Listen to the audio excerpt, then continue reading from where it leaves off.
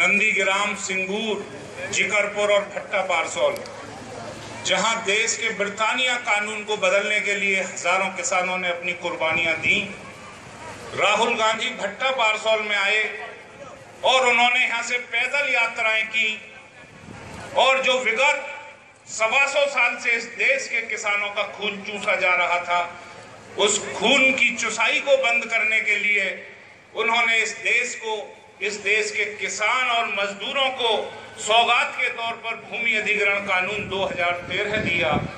उस भूमि अधिग्रहण कानून को बनवाने में किसानों के बलिदान के साथ साथ सबसे बड़ा जो योगदान था वो राहुल गांधी जी का और हमारे जो समक्ष बैठे हुए तत्कालीन केंद्रीय ग्रामीण विकास मंत्री श्री जयराम रमेश जी की पूर्वदता की वजह से ही ये कानून उस वक्त भारतीय संसद में पेश हो पाया। ये हम जानते हैं कि इन्होंने कितनी मेहनत मशक्कत के बाद सभी विरोधी पार्टियों में सामंजस्य स्थापित कर किसानों के उस विधेयक पर हस्ताक्षर करवाए जिससे किसान और उसके बच्चों का भविष्य इस देश में सुरक्षित रहे। मंजर को जब ये देश ब्रिटानिया हुकूमत की गुलामी के अंदर सांस लेता था, उस वक्त इस देश को आजाद कराने के लिए संघर्ष करने वाली सिर्फ एक पार्टी थी और उसका नाम था कांग्रेस पार्टी। आज लोग सांप्रदायिक सद्भाव को बिगाड़कर एक धार्मिक उन्माद का माहौल पैदा कर इस देश की संस्कृति को नेस्तो नाबूद करना चाहते हैं। मैं उन लोगों से पूछना चाहता हूं, कहां गई थी उनकी विचारधारा जब ब्रिटानिया हुकूमत के कौड़े इस देश के गरीब लोगों की पीठों पर पड़ा करते थे। मैं उनसे पूछना चाहूंगा, जब 1857 के स्वतंत्रता संग्राम आंदोलन में मुगल सल्तनत के आखिरी बादशाह बहादुर शाह जफर के कंधों पर उसकी कमान को, स्वतंत्रता संग्राम की कमान का नेतृत्व दिया गया था, उस वक्त मजहब उन्माद का कारण नहीं था। उस वक्त सिर्फ और सिर्फ एक जज्बा था, इस देश को ब्रिटानिया हुकूमत से आजाद कराना।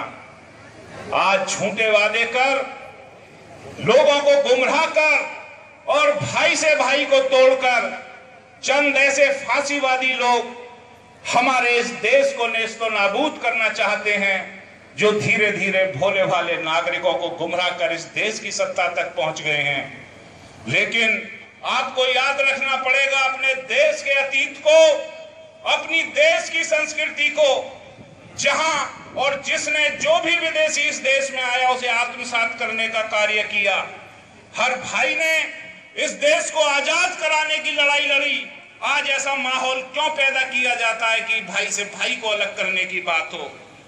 मैं आज इस किसानों की पंचायत में सभी लोगों का आह्वान करते हुए कहना चाहूंगा, अगर इस देश के विकास को हमें सर्वोपरि मानना है तो इस शरीर के दो बाजुओं के समान सभी को साथ मिलकर इस देश का और इस राष्ट्र का निर्माण करना पड़ेगा। मोदी द्वारा अच्छे दिन का वादा किया गया। आपको जानकारी होगी कि अकेले विदर्भ क्षेत्र में 4250 किसान आत्महत्या कर चुके हैं। अकेले विदर्भ क्षेत्र में रोजाना 3 किसान आत्महत्या कर रहे हैं। आखिर क्या कारण है कि हमें नए साल के उपहार के तौर पर मोदी ने यह तोहफा दिया है कि हमारे भविष्य को बर्बाद करे और किसान और मजदूरों के अस्तित्व को इस देश से समाप्त कर दे। ये हमारे लिए उस झूठे शख्स ने तोहफा दिया नए साल का। भूमि अधिग्रहण कानून, जिससे उस पत्र को बदला गया, उस अधिकार पत्र को बदलाया गया ब्रिटानिया हुकूमत के, जब वो जोर जबरदस्ती कर किसानों से उसकी जमीन छीन लेती थी। देखिए, किसान की मां होती है जमीन और ये हमें अपने पुरखों से विरासत में मिलती है। ये हमारी रोजी रोटी है। हमारी रोजी रोटी छीन कर किसी बिल्डर और पूंजीपति को दे देना, वो उससे ताजिंदगी अपनी रोजी रोटी बनाकर मुनाफा कमाए और किसान से रोजी रोटी छीनकर चंद पैसे उसे देकर उसके आने वाले भविष्य को बर्बाद कर देने की एक इबारत हम किसान अब कतई बर्दाश्त नहीं कर सकते। ये एक सोची समझी साजिश है, ये एक फांसीवादी सोच है। मोदी जो एक कंपनी सरकार का नेतृत्व कर रहे सरकार क्या, अदानी और अंबानी, कंपनी सरकार इस देश के 70% लोगों का भविष्य तय करेगी। अब इस देश में यहाँ के किसानों के बच्चों ने सीमाओं पर रहकर इस देश की सीमाओं की हिफाजत की है। यहाँ के किसानों ने मौसम की परवाह न करते हुए खून पसीना एक कर इस देश के भूखे लोगों का पेट भरने का काम किया है। आज उस किसान पर, इस देश के करोड़ों किसानों के पेट पर क्यों लात मारी जा रही है, ये हम लोगों के सोचने का विषय है। मेरे किसान भाइयों, अगर हम इसी तरीके से घरों पर बैठकर ये सोचते रहे कि भाई जो लोग संघर्ष कर रहे हैं उनके संघर्ष से जो नतीजा सामने आएगा उसी से हमें भी फायदा हो जाएगा, तो ये सोच हमारी गलत है। देखिए, भूमि अधिग्रहण कानून जिसे बनाने में इतनी मशक्कत हुई, वो समय मुझे याद है। मैं भट्टा पारसौल में एक्टिव रहा था जिस वक्त वहां शाम के समय गोलियां बरसाई जा रही थी, पूरे गांव में आग लगा दी गई थी। पारसौल और भट्टा के किसान यहाँ बैठे हुए हैं, मिर्जापुर के किसान बैठे हुए हैं, उस्मानपुर के किसान बैठे हुए हैं। पूरे गांव का स्त्रियों को छोड़कर बच्चा बच्चा दूसरे गांवों में शरण लेने चला गया था। 90-80 साल के बुजुर्गों पर जिस तरीके से लाठीचार्ज किया गया था, लगता नहीं था कि हम आजाद देश में सांस ले रहे हैं। क्या हमारे स्वतंत्रता संग्राम सेनानियों ने इसीलिए कुर्बानियां दी थी कि हमारी चुनी हुई सरकार हम पर लाठियां बजाए? उस वक्त राहुल गांधी किसानों के मध्य में आए, बाकी नेताओं ने नाटक किया दिल्ली के बॉर्डर पर अपनी गिरफ्तारियां देकर, लेकिन वो तरकीब से किसानों के बीच में आए। राहुल गांधी का भट्टा पारसौल में आना किसानों के इतिहास में स्वर्ण अक्षरों में अंकित किया जाएगा। राहुल गांधी जी के आने के बाद पूरे देश का और विदेश का मीडिया भट्टा पारसौल में आ गया। उन्होंने किसानों की जवानी सुना कि किस तरीके से किसानों के हक की आवाज को दबाने का काम सरकारें करती हैं। इस देश के नौकरशाह और क्षेत्रीय पार्टियों की सरकारें किस तरीके से अपने नातों रिश्तेदारों की जेबें भरने के लिए किसान का शोषण कर रही हैं, ये बातें मीडिया ने देखी। और जब मीडिया के माध्यम से दुनिया में किसानों की आवाज प्रसारित हुई तो अदालतों ने भी इस चीज को देखा।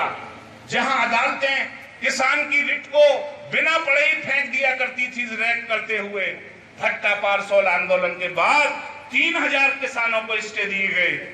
ये किसानों के आंदोलन का परिणाम था और राहुल गांधी के आने का परिणाम था।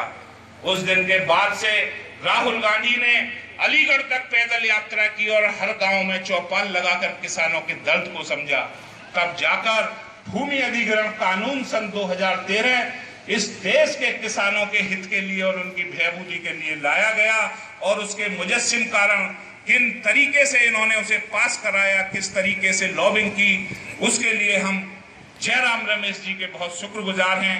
इन्होंने अपनी मेहनत, लगन और बुद्धिमत्ता से इस देश के किसानों को एक सौगात दी। लेकिन मोदी ने यानी एक ऐसा कानून जिसके पूंजीपतियों को लाभ कमाने के देने के लिए उस क्लॉज को भी समाप्त कर दिया। सामाजिक प्रभाव, सोशल इम्पैक्ट और असेसमेंट, ये बड़ा महत्वपूर्ण अंग था। सामाजिक असेसमेंट, अगर घरवरे की जमीन एक्वायर होनी है तो उससे पहले उस गांव में बैठकर सरकार ये जानेगी कि आखिर हम यहाँ की जमीन अधिग्रहण करेंगे तो इस गांव के सामाजिक प्रभाव क्या होंगे, कितने लोग बेरोजगार होंगे, खेतीहर मजदूर कितने बेरोजगार होंगे। ये बड़ा महत्वपूर्ण अंग था इस कानून का। उसके बाद सबसे पहले उन बेरोजगार होने वाले लोगों के जीवन यापन की व्यवस्था की जाएगी। एक पूरी रिपोर्ट बनाकर शासन और सरकार को भेजी जाएगी, तब वहां भूमि अधिग्रहण की कार्रवाई की जा सकेगी। इस क्लॉज को इन फांसीवादी और पूंजीवादी लोगों ने समाप्त कर दिया। आज हमारा कानून इन्होंने उस स्तर पर लाकर डाल दिया जो 1894 का कानून भी नहीं था, उससे भी बदतर बना दिया। और हम इसकी कड़ी मजम्मत करते हैं और आने वाले समय में हम सड़कों पर उतरकर इन फांसीवादी लोगों को बताएंगे कि इन्होंने अच्छे दिनों का वादा कर कैसे इस देश के किसान और मजदूरों को बुरे दिनों की आड़ में डाल दिया है। जनपद गौतम बुद्ध नगर जो कि आसपास के इस पूरे उत्तर भारत में एक लूट का केंद्र बना हुआ है, ये जिला सबसे ज्यादा प्रभावित होगा इस नए अध्यादेश के माध्यम से। जिन किसानों ने अपनी जमीनें प्राधिकरण को नहीं दी थी, प्राधिकरण बैकफुट पे था नए कानून के आने के बाद में और बड़ी सोच में था कि अब हम किसान पर कैसे सवारी बांटेंगे, लेकिन मोदी जी ने उन नौकरशाहों को मौका दे दिया और उन सरकारों को मौका। गौतम बुद्ध नगर जहां का किसान आंदोलित है और यहां गौतम बुद्ध नगर के किसानों की वजह से भूमि अधिग्रहण कानून अस्तित्व में आया। हम पिछले 1 साल से देख रहे थे कि अथॉरिटी प्राधिकरण के लोग और सरकारें बैकफुट पे थी, किसान की जमीन को छीनने की हिम्मत नहीं थी, उसमें किसान से बैठकर टेबल टॉक कर रही थी। अब आने वाले समय में आप देखिएगा आपके खेतों पर जहां फसल लहला रही है वहां पुलिस और नौकरशाह जाकर किस तरीके से आप पर लाठियां बरसाकर आपकी जमीन को अधिग्रहण करेंगे। लेकिन मेरे नौजवान साथियों और किसान भाइयों, डरने की कोई आवश्यकता नहीं। इस देश के संविधान ने देश के संविधान की धारा 300A में हमें संपत्ति का अधिकार भी दिया है।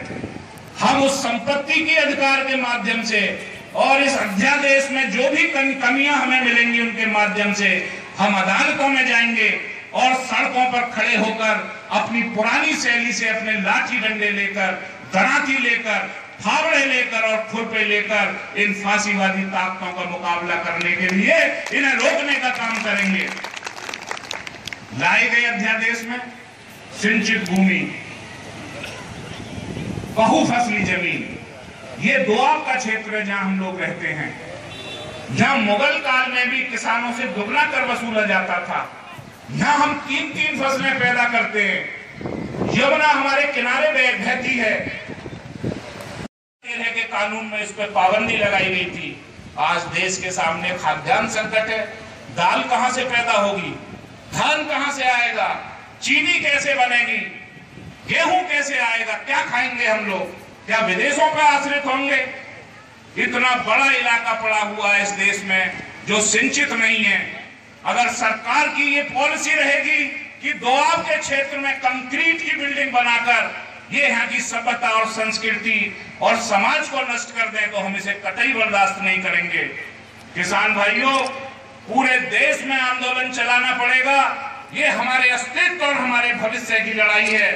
क्योंकि अन्य वक्ता भी यहाँ मौजूद हैं और अब मैं आपका ज्यादा समय ना लेते हुए मंत्री जी से यही कहना चाहूंगा। मंत्री जी हैं किसान अज्ञान देखे साहब, गांव में चुनाव होता है, प्रधानी चाहे हमारा कत्ल हो जाए या हम मारे जाए, हमारे खून और हमारी कुर्बानी से होकर ही ये अध्यादेश इस देश में लागू हो सकता है। नहीं, हम अपनी पूरी ताकत लगा देंगे और इस ताकत के माध्यम से ही हम मोदी की सोच को गली गली में उजागर